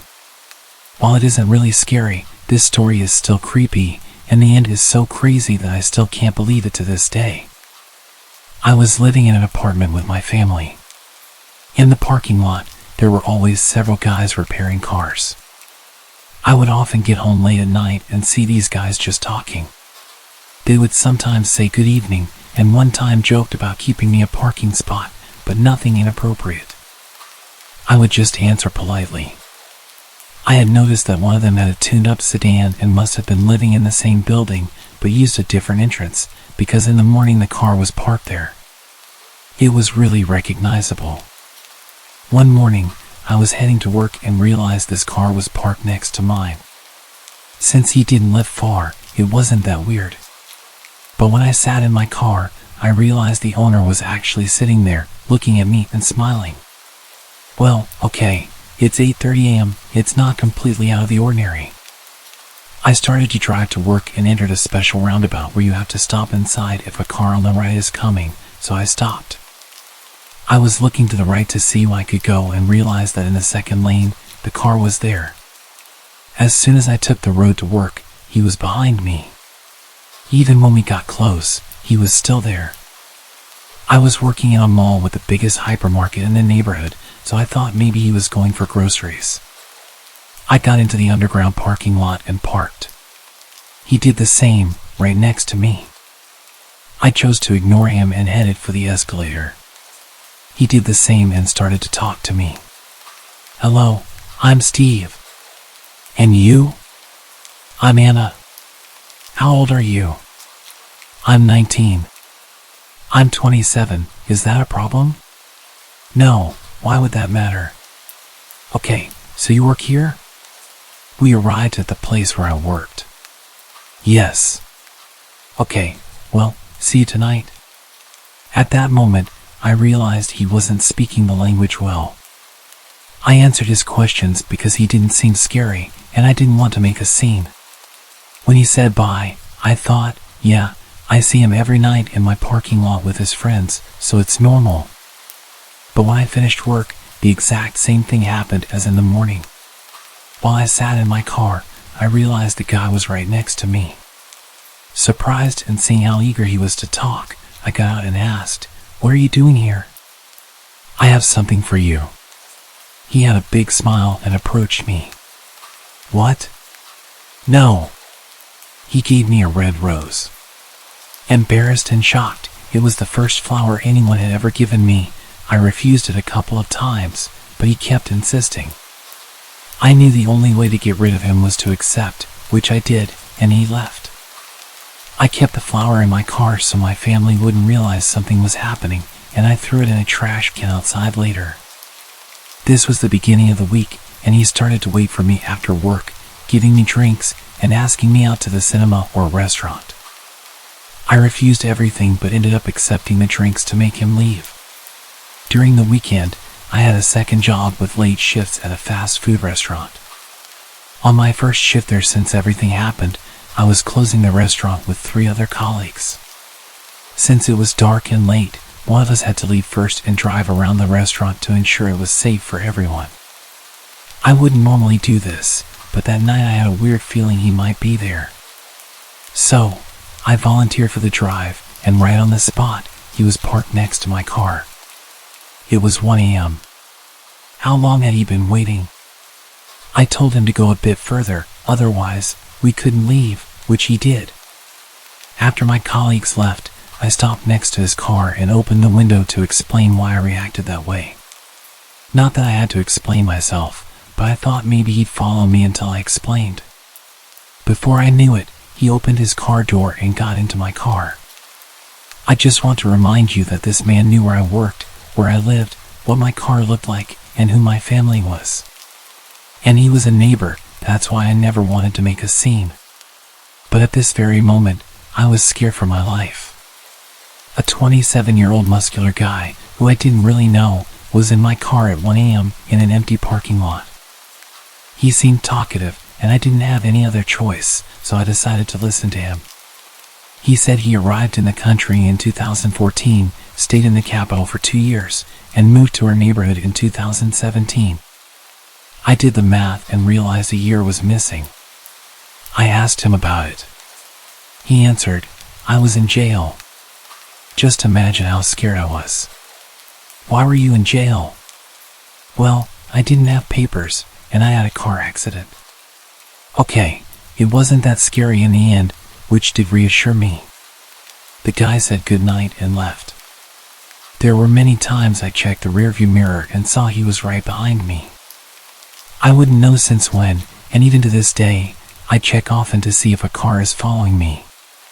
Once, during a late shift, I was washing dishes and texting friends, 2 guys, to let them know I was finishing so we could meet.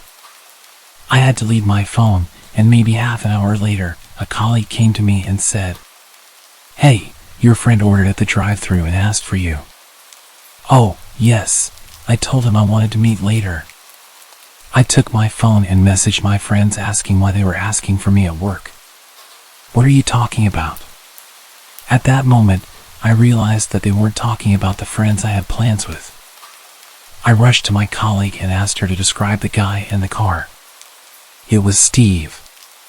There were so many instances of things like that happening. He followed me to my friends and would threaten to tell my dad that he'd seen me drinking with boys. Also, one of his friends, Carl, who I spotted in my parking lot, had also started following me. A friend who knew Carl told me he was married, had kids, and was 40 years old. I was so shocked. One evening, around 10 p.m., and it was already dark, I parked and saw a neighbor getting home. It had been a while since we talked, so he said he'd be back in 2 minutes so we could chat. While waiting, I was getting my stuff from the trunk. This is when the car parked behind me flashed its lights at me. I didn't have to turn around to guess who it was. I had been patient since nothing too crazy had happened, and I didn't want to scare or create problems for my family, but that night I was pretty pissed off, and it was happening right next to my place. I threw my stuff and rushed at the car. Both Steve and Carl were there. I told them to leave me and stop following me. Steve didn't say a word, and Carl just smiled and said good night. I didn't answer and left. It worked because they didn't bother me for months. Steve changed his car to a black one, which was still very recognizable. He followed me a few more times, and one day he tried to talk to me with a friend who could translate what he had to say. I explained to his friend that I wasn't interested, and that was the last time I talked to him. Months later, I saw a guy in my neighborhood, and I knew he lived in an apartment near where Steve lived. The whole thing was over, but it was always in the back of my mind. I didn't really know who the guy was, and didn't know if this would start again. I was curious, and you know how curiosity is a bad thing. I started to talk to him. "Hey, do you know the guy Steve that lives in your building?" "Oh yeah, the mechanic?" "No, the guy who owns the black car." "Oh, you mean my dad?" I froze. I have no idea how this conversation ended since it is still a big shock even to this day. I know I didn't tell him anything about his dad's behavior.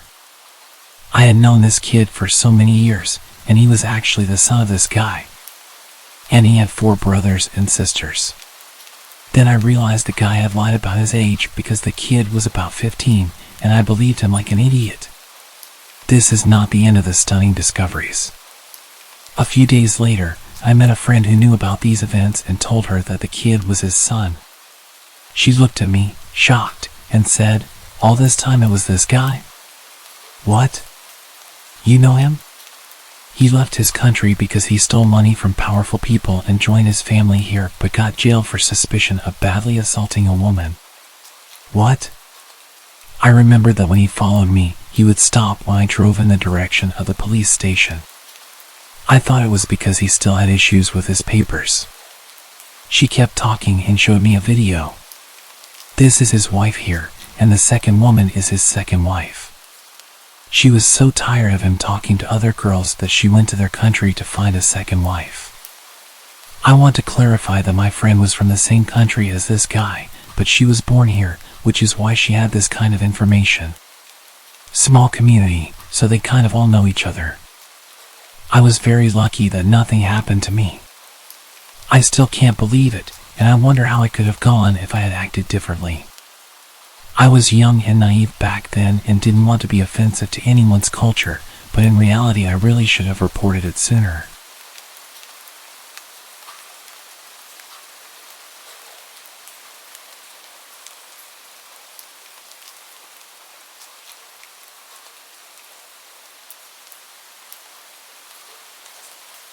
This happened to me several years back. I was living with a friend at the time and was en route back to my apartment from a night with my family. I was kind of in a foul mood and was out of cigarettes, so I stopped at a gas station on my way back home. This gas station was dingy. I mean, just absolutely run down. The sad thing is that it was built that way. It was built to be barely functional. The lights outside didn't always work, and the place always smelled of burnt rubber. It was kinda sketchy during the day, but at 10 o'clock at night, it took on a whole different air. However, I was seriously in need of cigarettes, so I stopped. I got out of my car, went inside, grabbed a bottle of Gatorade, and made my way to the counter, only to notice that there was no one standing there. I'd stopped by this gas station before and had the same thing happen, figuring they were either in the bathroom or at their house. The employees were all part of a family who lived on the premises, so I hung around for a few minutes. Soon enough, the door to the restroom flew open, and out lumbered a rather angry-looking female. She rang me up for the Gatorade, and gave me attitude when I said I wanted cigarettes. Which I totally didn't understand. It's like, you never get business. So on the rare occasion that someone wants to buy something, you should be grateful. And with that awkward encounter, I was on my way. Total time that had elapsed from when I got out of my car to walking out of the door was maybe 5 minutes. I have a hanging light in my car that is always on when I'm driving. I was sure I'd left it on whilst I was in the store, but as I approached the car I noticed it was off. Not thinking much of it, I went to open my door and noticed that the car was unlocked. I never leave my car unlocked. But then again, I figured I was kind of in a hurry, so it was possible. I got in, started my car, lit a cigarette, and kind of blindly backed out while opening my Gatorade. I recapped the bottle, put it in the seat next to me, and was about to pull out onto the road when a hand reached out from the back seat. I was panicking, and my immediate thought was to turn around, but suddenly he says, "Don't turn around if you know what's good for you." I sat facing forward and asked him what he wanted. He said he wanted a ride somewhere. My phone was in my backpack on the floor of my passenger seat, too far to grab discreetly. I asked him where he wanted to go. He gave me directions to a well-known crack alley about 4 miles from where we were. I'd been to the area before. I used to deliver pizza in that part of town before switching to a relatively safer delivery area. As I drove, I kept trying to sneak glances at him in my rearview mirror, but it seemed like every time I did, his face was encompassed by shadows. We got to the place he wanted to go, and he rolled the window down, yelling out some guy's name. That guy came over to my car and sold this intruder some gear through my back window. The whole time he mocked me and called me his new driver. After about 15 minutes, they were done. Once the dealer walked away, the man in the back seat told me to bring him back to the gas station where he had gotten into my car. The stretch of road to get back there is not well lit or well traveled after dark. But it's not like I've run into any more danger than I was already in. I just wanted him to get out of my car. As we drove back, he started trying to talk me up, which I thought was weird. I gave reasonable answers without revealing anything personal about myself. We were about halfway through our trip when he asked me to pull over on the side of the road. This stretch of road went over one of those man-made concrete ditches, which meant that there was a significant paved shoulder over that ditch. He had me pull over there and turn off the car. Do you believe in God? My heart started racing. I'm not sure. If you died tonight, do you think you'd see God? I don't know. I'd like to think so. Close your eyes. Put your hands on the steering wheel, push your head forward, and let it rest on the wheel. Trembling, I did as he commanded. Now count. What? Are you deaf? I said count. So I did. I started counting, slowly counting. My pace matched the seconds ticking by. I wondered how many more I'd have. I could tell he was shifting in the back seat. I thought I was about to die. Then he simply got out of the car and ran off. I kept counting. I counted to at least 1,000 before I felt it might be okay to look up. I didn't want to look up to him standing in front of my car waiting for me to disobey. When I did finally look up, he wasn't there. I sped off toward my apartment, grabbed my phone, and called the cops. Naturally, they said there was nothing they could do. I didn't have a description of the guy other than that he was a male. I thought he might be black because I think that was the color of the skin I saw when I initially started to turn around, but it was so fleeting that I couldn't be certain. He didn't take anything out of my car or leave anything. I learned a few things that day. 1. I never, ever leave my car unlocked. 2. I always check my car before I get into it. 3. I'm never stopping at that gas station again. I no longer live there, so that helps. 4. If someone still somehow manages to get into my car to try something like that again, I'm running full speed into the nearest light post. I'll be wearing a seatbelt, and I doubt that some hijacker would worry about putting their seatbelt on.